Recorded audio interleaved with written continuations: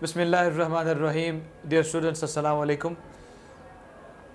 Today we are going to start another subsection of physics, and our today's topic is classification of solid on the basis of structure. So without further delay, let's start today's topic. Classification of solids on the basis of structure.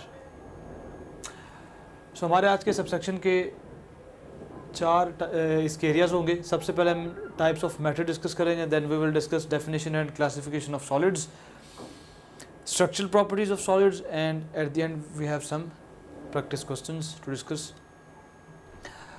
So what are the basic difference between solids and fluids?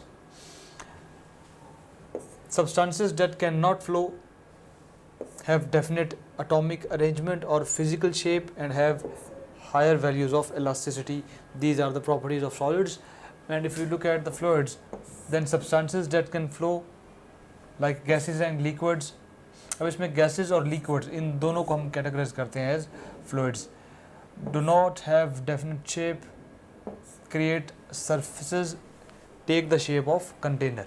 तो ये दो जो ये चारों properties हैं fluids की हैं, और ये आपके पास हैं solids. अब solids को further हम categorize किस तरह करते हैं? So the definition of solid is that solid is one of the three main states of matter along with liquid and gas.